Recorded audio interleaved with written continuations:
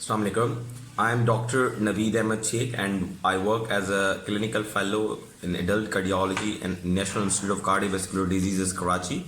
We are making this video just for the one reason, and that reason is to conduct a study and to do the intervention in our study.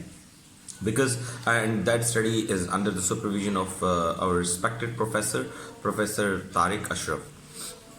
He's also supervisor for the interventional cardiology and head of the Department of Northward Adult Cardiology in National Institute of Cardiovascular Diseases, Karachi. So I just want to intervene here. I just want to make you guys some few things understand about the vaccines for which we are conducting our studies. As you have already read the questionnaires which we gave you before that video, and you are watching this video just for the intervention. After that video you will be asked to fill another questionnaire about the knowledge sharing and about the usage of vaccination or the vaccines in our cardiovascular disease patient, and how much is it important, you will be asked in the questionnaires. So I just want here to share a few facts and figures and the knowledge sharing, and I just want to share some knowledge with you guys about the usage of vaccinations, especially pneumococcal vaccines and the influenza vaccines in our cardiovascular patients, and what is the importance under the light of recent American guidelines from the American College of Cardiology and the American Heart Association. So probably you will be informed and you will be aware about that the pneumococcal vaccine is not class 1 indicated in all patients if the patient is younger than the 65, and if he or she has not the any structural heart disease, structural lung disease, diabetes, chronic kidney disease, or any other disease for which he or she would be the immunocompromised. So it means that if your patient is elderly and more than 65 years of age, then you have to, and he or she is coming to you for any like stable ischemic heart disease, acute coronary syndrome, you have to prescribe the pneumococcal vaccine to him or her. It is class 1 indication. If your patient is younger than 65 and he or she has a structural heart disease such as structural lung disease, kidney disease, heart disease, or uncontrolled diabetes mellitus, or if he or she has any other immunocompromised, then you are supposed to prescribe him or her as a pneumococcal vaccine because it is class 1 indication. And if these things are not provided and your patient is younger than 65, it means that you are not supposed to do, or you are not supposed to prescribe the pneumococcal vaccine to your patient. Number 2 thing is that influenza vaccine.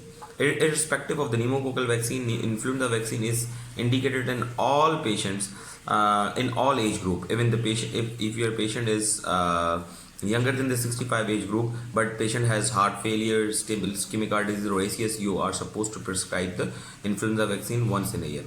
There are the two types of the pneumococcal vaccine. Number 1 is PCV13 and number 2 is PCV23. The PCV13 has a vaccine against the 13 strains of the pneumococcal virus, and the 23 has a vaccine against the 23 strains of the virus, that bacteria. So the important thing is that the PCV13 is for only most of the time for all age group, and most of the time we prescribe that PCV13 to our young age group, and the PCV23 is for like above 65 age group. So the vaccine which we prescribe in our patients and which is indicated by the American College of Cardiology and American Heart Association is PCV23 in our elderly population, like in the population which are more than 65 years of age, in our post heart failure, stable ischemic heart disease, or post acute coronary syndrome patients. Now the influenza vaccine is indicated in all CVS patients once in a year before the winter. Okay, and pneumococcal vaccine is in once in a 5 year. The influenza vaccine is indicated in once in a year, and pneumococcal vaccine is indicated in indicated in once in a 5 years. Okay, so what is the pathobiology which actually prevent the acute cardiac events, or which actually prevent our patients for getting worse with their cardiovascular diseases or morbidities? So the few are the proven pathobiologies which actually worsens our patients with the cardiovascular diseases are the enhanced sympathetic activity. Due to enhanced sympathetic activity with that influenza infection or pneumococcal infection, our patient get worse. So hypoxemia secondary to infection, inflammatory release of the cytokines, which also worsen our patients with the cardiovascular diseases. And number 4 is the most important, that the coronary plaque disruption, thrombogenesis, which may result in the thrombotic occlusion of the coronary artery diseases and causes the acute coronary syndrome. So these are the 4 pathobiologies which are proven and are given or written by the American Heart Association and American College of Cardiology. So these vaccination actually preventing the acute myocardial infarction around 15 to 45%, and that range is almost a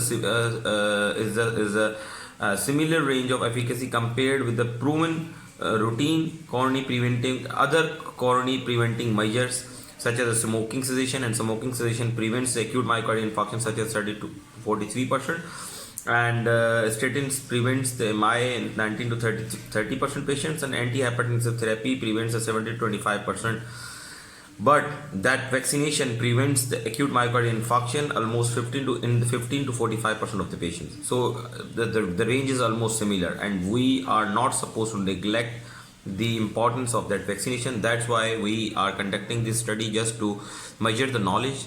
So thank you very much.